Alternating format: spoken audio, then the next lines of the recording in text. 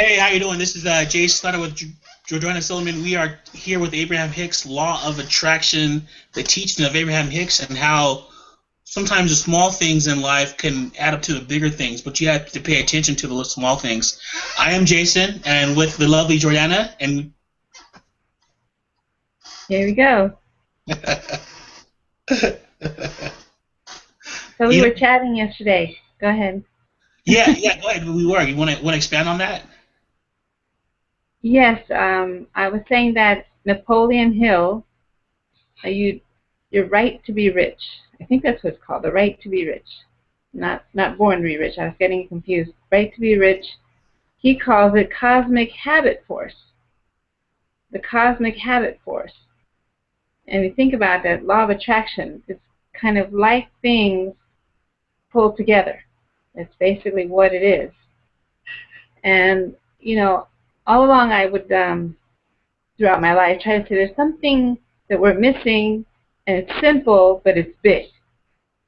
I don't know quite what it is.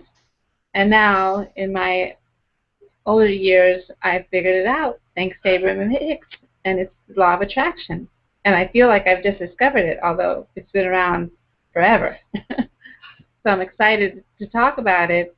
It This has. cosmic habit force, this thing that she calls, now get this, we've been listening to these videos since how long? When was it that we started listening together or watching the videos? It's gotta be about 4 months now, I think. Right. I'm Well, I guessing. mentioned it to a friend of mine, and she gave me some CDs that she had no use for. And they are Abraham Hicks. So I'm playing it in my car over and over again. And she describes it, Esther Hicks, as a medium for Abraham. Um, she asked the question, why do you think we ask you to visualize? And then I go back to my kids' childhood, how I didn't know why, but I knew pretend was important, pretend time, and I was anxious for them to play pretend. Number one, it was cheap, you know, and with kids, that was, I could get as many kids, and they're all having a great time, and get all kinds of clothes. Each one of them had a dress-up drawer. But I knew that that time was going to end. And I kept asking myself, how do we go from pretend to work? It doesn't make sense. There must be a place for a pretend in the adult life, and what do we do with it? We suppress it, we get into addictions, because there's really this energy, this force within us that we're not using. So she describes it's like having a manager. Say you have a big business. You have this excellent manager, and everything about the business, the taxes, the paying the bills, the managing of the marketing, whenever you have any of those issues, you say, well, I'm just going to tell so-and-so to handle it, and I know it's handled, and I feel really good about it, and that's it. She says, well, you do have a manager, and it is like that, and it's called law of attraction. Yes, yes. It's like it's almost like you put it there, you said it, you have that thought, that idea, that that rocket of desire, she calls it. You have that, and you put it out there. You put the idea out there, and you let it manifest. And you don't think about what's not going to happen. You don't think about how it's not going to happen. You don't put any negative thoughts towards it. You're constantly thinking about how it's going to happen and staying positive about it, and how it's going to manifest for you, and it will. It's just, and you may not, like, for me, like, maybe personally, like, on my journey, what I'm noticing is, recently I had kind of had this shift in my business model, where I wanted to kind of go after a different kind of customer, and when I did that, it led me down this path, and I started picking up on different information from some of the same trainings. I just started picking up different information. It seemed like the different words stood out to me a little bit more than they did before. People from these fields started to attract, or I started to attract to them, or they attracted to me, and because you have to be around like-minded people to kind of to see how things work. So it wasn't necessarily that I made, $1 million in a month or anything like that, but you can see the steps when you're kind of in line with your kind of what you desire, you can kind of, if you reverse engineer it, you can see the steps of getting there from where you were before to where you're at, say tomorrow or the day after the day after that. And the key is just not to quit doing it, and have that, just a knowing that it's going to happen for you. Right, and take every opportunity when there's contrast, something not going exactly the way it's planned. Just say, well, that's just you opportunity that automatically you're setting off rockets of desire for what you do want, and the universe will always respond with a yes. And our rockets of desire are always listened to. We're always getting responded to. The reason we do visualization is not to manifest. It's for the pleasure of the visualizing, for the pretending, for the imagination, which gets us to the right vibration to then let things in, allow the goodness in. Yes. And that's the big key, is I think the allowing part of it, allowing it to come to you and not resisting certain things. I mean, exactly. I had this situation, not a situation yesterday, but a little incident yesterday with I was walking out of Home Depot. I broke my tripod for my camera. I needed a bolt for it, so I went to Home Depot to buy a bolt for it. And from when I got into the parking lot to when I had this thought in my mind, got in the parking lot, there was somebody outside with offering the thought that I had on my mind. Crazy, right? This doesn't happen very often, right? And then after that, I get inside the store, and then I really couldn't find what I was looking for, and I was just kind of standing there, and there's a ton of people in line, and then this. Wait. What do you mean by offering the thought you had in your mind? I had this. I'm not going to share what the idea was, but I had this idea, okay. Right? And then there was somebody out in front of the store offering that idea that I had. So they already had it, created it. Yeah, it's crazy, right? Yeah. It was something that I thought about doing, like that I wanted to do, maybe something I might do, Mm-hmm. And then I got in the store and I was looking for something, I couldn't find it, standing in line, kind of a little frustrated, but there was a ton of people in line, and I was just kind of like, well, I'm trying this out, and of all the people in that specific aisle, the attendant comes straight to me, right? And so we start talking, and he showed me what I need. Okay, cool. And then we leave. I walk out. Well, as I'm walking out, there's these two gentlemen. They're reformed addicts, and they were kind of telling me their story a little bit, and then I was like kind of sharing some stuff with them. And I told them, don't label yourself, right? Because if you start to label yourself that, you'll return to that. You have to kind of come from a different place and not label yourself that. You are your individual person. And then we kind of got in some talk about Jesus and some of the parables and things of that nature there, and we had a really good discussion. But within the three of us, there was this energy between the three of us, and he goes, you know what, like understands like, and I think that situation was like meant to happen for a reason, because I'm very sensitive to energy, and the energy that we shared between each other was just really powerful, and so I really wanted them not to see themselves in that light, but then them see themselves actually better than that, and because this one kid, he's kind of just started on his recovery path. I'm like, well, just think of who you want to be and not who you were, because that's not who you are today, or it's not going to be who you are tomorrow. But don't remind yourself per se every day of, don't play that record in your head every day. Play a new record, because you'll have a new outcome. He mentioned that he had trouble speaking, and he stutters a little bit. I'm like, I had that same problem stuttering too, but what helped me out was just talking, because I never talked before. So I didn't know that. Yeah, I turned on the camera one day, and I started making videos, and now I talk too much, right? So I told him, don't worry about that. Just continue to talk and express yourself, and be positive with what you're saying, because what comes out of your mouth creates your reality and your existence and who you're going to be, who you can become. And it was just, and we shared some advice with each other. It was just really, really powerful, connecting with people who kind of share the same energy level. It was awesome. At Home Depot. Of all places, right? And then I looked over to the left, and they had the day workers over there too. I was like, hey, y'all do stuff. Well, this is in line with what I was listening to on this particular tape, which I don't remember the name. It's in my car. She said that people are always saying, Abraham, you don't want us to be truthful. You don't want us to be in reality. She said, that's right. I don't want you to be in reality. You have to, because unless your reality is exactly wonderful the way you want it, then you can live there and talk about it and expand on it. But in most cases, it's not exactly the way we want it. It's like molding clay. You got to talk about the way you want it to look. Like if you're molding a sculpture, you're not going to say, look at this blob, it's this blob, and it's a chunk of clay, and it's ugly, and you want to say, look at this, I'm making this beautiful statue of this beautiful mermaid, and it's coming out, it's going to be beautiful. As you're making it, you're creating it, you're thinking how it's going to be.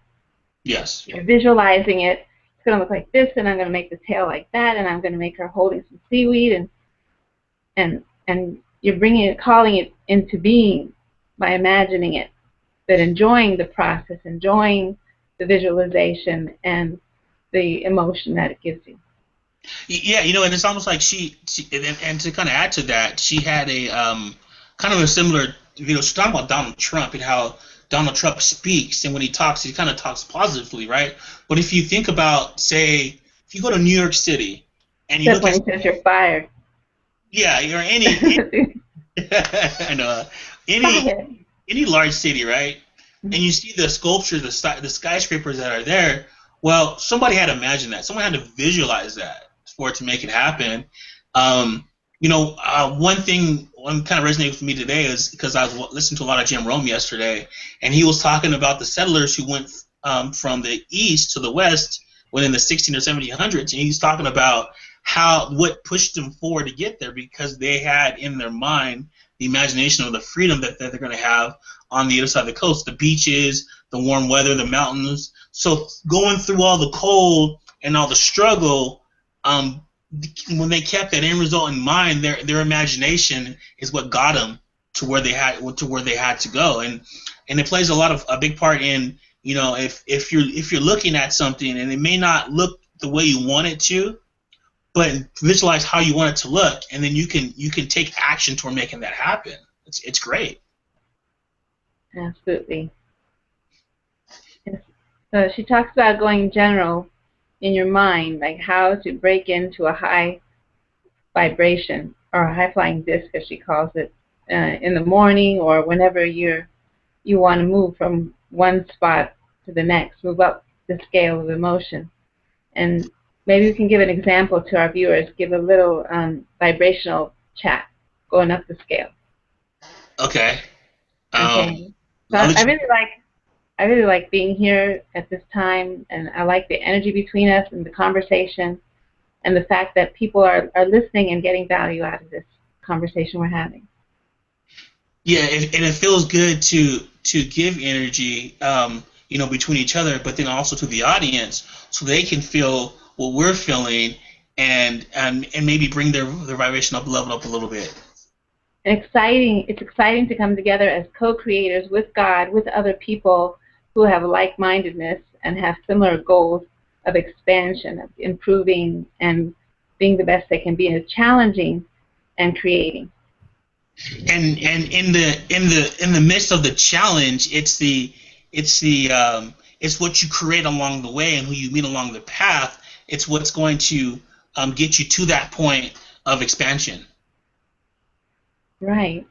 It just puts a smile on my face to know that we're doing this and that we are on the cutting edge of thought, of thinking, just as well as in our businesses. We're on the cutting edge of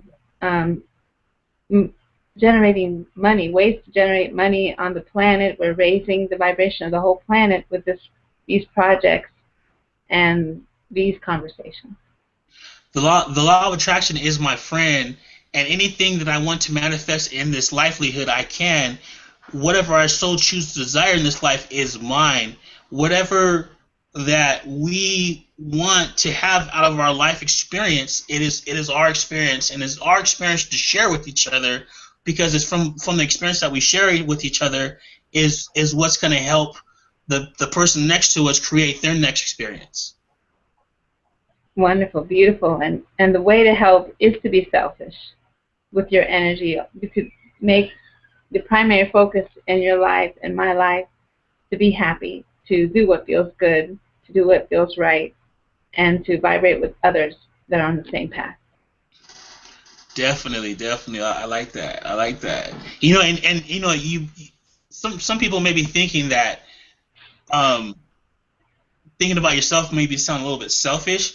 It's actually not selfish. It's being an example of what you can do for the person next to you, because once you radiate at a certain vibration level, it rubs off on other people, and they pick up on that, and they feel your energy. They can feel your aura, say, right? They can feel your vibration, and only it's going to make them want to feel the same way. You know, I had this when I had a job. I had this feeling of, we worked early in the morning, and at 6:45 every day on the dot, our boss came in, right? And everyone was all worried. What kind of mood is he in? Oh my God! Everyone's all freaked out. Well, my thing was, I don't care how he feels. I care about how I feel. And when I see him, I'm gonna approach him the same way every single day, good or bad, rain or snow, sleet, slush, whatever, because I'm not going to let him ruin my vibration level. I'm not going to let him ruin my day because he's in a bad day. All I can do is just try to make him have a better day, But who knows what happened? I can maybe ask him some questions to find out what happened. But, it was never that type of relationship to get into things like that. And he wasn't that type of person to share his personal experiences outside of work with anybody in the first place. So why am I gonna lower myself down to someone else's level just because someone else is feeling bad? Feel good and feel good about feeling good, and be happy about feeling good, because all you can do is make somebody else feel good. And if they don't recognize with you, then they're not at your level. And all we can do is just help bring them up, be the example to help bring their levels up, because nobody wants to be the outs. We all want to be on the ends. But it's that person that's a little bit different, right? That does something a little bit different is the one who maybe has true happiness within them. Right. That's what we're all striving to be and thriving to be, if we just allow goodness in instead of pinching it off with negative comments. My sponsor put a challenge a couple of days ago to only speak positive, and see what would happen. It sounds simple. Some people would say, I'm positive. It's so easy to take a dip in that negative pool and just say the weather. It's hot. It's cold. It's whatever. I have a question. Did he? Is that a 7-day challenge, or is it a 30-day challenge? I don't recall. Okay, I think I've seen that, but I haven't got into that one yet. But see, I put on my Facebook wall today 5 keys to being positive, right? And really, really great information. And one is just be happy, right? No. but no way. with it, yeah, for real, right? Within that, though, there's actually a 7-day challenge to be positive. And it's funny. One of the 5, I got this from Anthony Robbins. One of the 5 was actually not to be negative, but kind of to be realistic, and not to so you can manage your disappointments, right? And it's because you're gonna have a setback, but don't let that setback stop you from where you truly want to be. And you can't do everything all at once, but just do what you want to do that makes you happy, that you can handle. And he kind of breaks things down to ask yourself, these questions. Well, why are you feeling this way? Oh, it's because I miss my family, or I'm missing, my boyfriend, or I'm missing out on this, or I'm missing on that. Well, then you got to just kind of discern what's more important to you at that point, and then focus on what's more important to you, and not focus on something you can't control. If you have the opportunity to live, like we have the opportunity to live our dreams, right? We're trying to live our dream. We're in the midst of living our dream right now, right? And so if me being selfish is me setting off on this journey that really a lot of people are kind of afraid to go on. But the beginning is here, where I'm at today, the mountains of California. This is the beginning of my journey. It's the beginning of me living my dream, right? And And it is selfish of me because I could maybe be somewhere else or be doing something with somebody else, but some people I had to like kind of, I guess break away from because this is my journey, and I think this is what I'm called to do. So this is what I'm doing. I met a gentleman yesterday, and we were had this conversation. He said that he wanted to take this 6-month trail from the border of California and hike this trail up into Canada. I'm like, wow, that's amazing. And if you know anything about California history, there's mission trails from California, from San Diego, all the way up it goes through all the missions, and it takes you to the very last mission up in Northern California. But this is extended. This is in Oregon, Washington, and then up into Canada. And I'm like, man, that's awesome. How long is that going to be? He's all, it's like 6 months. I go, man, you should videotape your experience of that every day and share that, blog about it, share about it. He's like, man, that's a really good idea. I think I'm going to do that. Yeah. Because it's an experience that's a once in a lifetime experience and something that may never happen again. But I'm not going to do it, so yeah, I will watch him do it. I need a little bit of luxury in my life. A little bit of luxury. I'm not materialistic by no means, but I like nice things, and I like a little bit of luxury in my life, A little comfort. Right. Jason, where's the toilet paper? Use that leaf over there. It's a really good one. It might be poison ivy, right? I miss my kitty cats. Wait a minute, there's a panther. They have mountain lions up here. I live up here in the woods, and there's like mountain lions and coyotes up here. Yeah, it's serious. I haven't seen any yet though, so. Good. Oh my goodness, that's too much. Yeah, it sounds like a good adventure for like 3 days. Yeah. Well, I think 6 months is pretty intense. I think the most I camped for was I think 4 or 5 days, and I was done.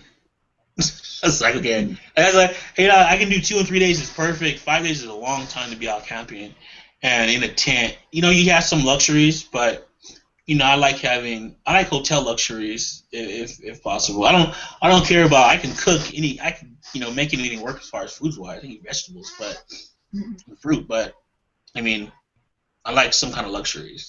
I like a bed. I'm with you on that, yeah. Yeah, we've tried the camping, and it's kind of funny because nowadays you get an RV and you go to a park that has bathrooms, pool, tennis courts. It's kind of funny. Yeah, it's like being at a resort hotel, Right. So I'm like, where's the part where you get to roast marshmallows? Oh, that lighter. Here you go. Yeah. But but just kind of having a shift in mindset and a shift in your thinking and following what you want and just knowing it's going to happen and being positive about it all the time. No, don't speak any negative to it, because once you start to speak negative to it, it'll start to drown you. And it's usually a fear-based emotion. And when we have these fear-based emotions, they really start to pull us back and pull us down from where we're at to where we want to be. And it's it's easy to think, it's as easy to think positive as it is to think negative. However, there's so much negative around us that it seems easier to speak negative. So you really have to work on yourself and really train yourself. From my experience, it's just getting out of the thinking that I can't or what's going to happen to sabotage it to what can happen, and if something does sabotage it, what's the solution for it? And then focusing on solutions and not negativities. And when you start to focus on the solutions, so say your little challenges that happen, when you have a challenge, focus on the solution of that challenge. Maybe reach out to somebody who can be able to help you. Ask yourself some questions: how, who, what, when, where, why, and how. And usually it's the who, when, where, how questions that can get you over that challenge. And listen to Abraham Hicks. Listen to. Absolutely. Listen to, just kind of really pay attention to what she's saying and her words and how to put yourself back into the vortex and correcting your speech, and then will see success and you'll see whatever you want. Right. I think the key is to first identify what's positive and what's negative, because it's tricky. It's not just being mean or angry and saying harsh words. It could be really subtle things like saying, gosh, I'm stuck over here. I don't want to be here. And why am I here when I want to be over there? Because over there looks nicer. That's just perpetuating you being stuck where you don't want to be. So that would be negative. So at least stifling. Yes. If, but so the key is to catch yourself and be patient with yourself when you do catch yourself. Say, oh, that was the old me. Now I know better, and I'm going to rephrase that, and I'm going to say, I'm so excited about what's coming. I'm so excited of being where I want to be and having the outcomes and the results that I want, that I desire. And Yes. I've been wanting it. They're there for me already in the present. Definitely, definitely. It's that kind of reframe in how if that negative voice still comes out, it's the reframing of that negative voice. Well, oh well, okay, well maybe I can handle this way. It's either to go out, delete it, or rephrase what it's saying so that it has a benefit to you. Always think about what's going to aid you, what's going to help you, and don't look at the person. Say if you're not in competition, but say if you're going through a path along with another person, don't look at where that person is at, or don't look at where somebody else is at, because they may be further along in the journey of getting there, and so you can't compare yourself to them because they're at a different level. So you have to think about where you're at and focus on where you're at and focus on where you want to be and the journey it takes to get there, because it's the journey that's gonna make you the person you have to be to get what you want. It's not necessarily gonna happen. Some things do happen and manifest immediately, but it's the building blocks, the steps to from where you are to where you want to be, and how to get there is just to know when it's inside that you can do it. And if you have that knowing it's inside that you can do it, then you will have it. That's great. Well, I grew up with my mother exploring the Hindu religions, Vedic religions, and she had a guru, Dr. Pandit Ekpati Singh Maharguru, she called him. And I would go to these meetings, and I would hear her say things like, "He's got so much energy," and she would say things like the disciples, they call themselves, would get together money so he could come and visit. That I need to come and visit so you guys get the money together. And it was, you know, several years ago, it was $150 per disciple to make the arrangements at the hotel and travel. And my mother always told me, whenever he asks to come, sometimes I'm wondering, I don't know where the money's going to come from, and it comes. And when I pay it, I always end up getting a job that well more than covers an assignment. She worked as an interpreter at times for my dad, and I would get an assignment that would well cover that. I don't know why it is. It happens all the time. So now with Abraham Hicks, it explains, basically everything is explainable if you look at it from the basis of energy. She was in the flow.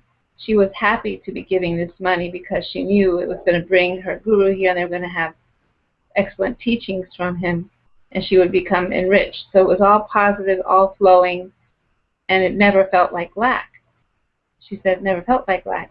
Sometimes it'd come 3 times in a year, and each time she had to budget it, and she was a little bit anxious, but it would always work out, and she'd tell me how that happened. And myself, I would experience, I was about 16 to 18, we'd go to those sessions, and something would happen to me. I would fall asleep, but a kind of a sleep that was, I felt like he would be talking. First we'd meditate, and he'd be talking, and the words were just like emptying out into my head. And I struggled to stay awake. Now at 18, I wasn't very tired. I had a lot of energy, but always in front of this guru, that would happen to me. And then my subconscious mind would be filled with information that I didn't know how it got there. Wow. So yeah, it was pretty interesting. So it all has to do with energy. Then I told you about this Swami that I heard about that was alive in the 60s. He's no longer alive. He's what they call an ascended master. Bhagwan Nishtananda. My friend Linda Wakeman, who's into astrology and Reiki and massage and the healing code, all this stuff. she told me about him. So I looked him up, and he had followers, but they didn't follow him because of his lectures, like many other swamis. Many other swamis, typically they meditate and then they speak, and the disciples would say, speak to us on child rearing, speak to us on education, on different subjects. And they would speak, not with Swami Nityananda. He basically gave energy and would transform people with a hand gesture. Wow. Just being around him, because he was one of those that they found him, the story goes, they found him in the mountains wrapped up in leaves meditating and in a high illumined state, like nirvana state. Wow. There's a lot about him on Google. He was adopted. His parents, natural parents, died, but the family that they worked for was a lawyer, and they adopted him. And at a young age, he went off to meditate and encounter his spiritual bliss. He was in a state of spiritual bliss most of the time. That's amazing. I was looking up Hinduism last night and dharmas, and I guess your dharma and how you can protect you. It's just this limited stuff for the first time. It was cool. So it all makes sense, you know. Prayer. Why does prayer work? You're raising a vibration. Yes. I was part of a prayer group that when they first pray, they would start exalting God and saying, praising God. And they're saying, you have to put God on this throne. So they're visualizing a being in heaven being on this throne. But actually what I think is going on, they're raising the vibration of the people involved in the prayer. Yes. Including the subject. Sometimes they pray to heal somebody. They're raising the vibration, and from that state, then they start giving thanks for all the requests that they are asking. It's the collective consciousness, right? Together, and everyone kind of having the same thought and focusing that thought on that person to help create the healing. Yeah, I've heard about that before. Metaphysics is a lot about that. Yeah. It's great. Good stuff. So we all are like these transmission stations, and when we unite, we just become one big, giant, massive, energetic transmission. For good. Yeah, you know, and it does feel really good when you're with like-minded people that way. I was at a few months ago. I was at a something like that. It was a higher level being in Hinduism, and he was at like as an ashram, and this is in Pasadena, California. And I never felt, and I'm still new to all this, right? And I've never felt so much energy in one place before in my life. And it was like a wall right when we walked from the front of the house around the side into the backyard. I was hit by a wall of energy, and I just sat there and basked in it for a couple hours. I was hot, I was sweating, but none of that mattered. It just felt good just to be involved with that, and it really raised my awareness of what else is out there besides what we perceive or what's out there. And I just want to make a little correction. What's in there? What's in there? Because really what it is all pointing in the direction of going within. Yes, it really is. It's all about going within and finding what you have to find, and then expressing that on the outside. Mm-hmm. It's been about 30 minutes. You want to cut it? Yeah, that's fine. All right, we'll be back next week, and thank you very much for joining us. Any party shots? Just a namaste, which means I bow down to the God within you. Namaste. Light and love.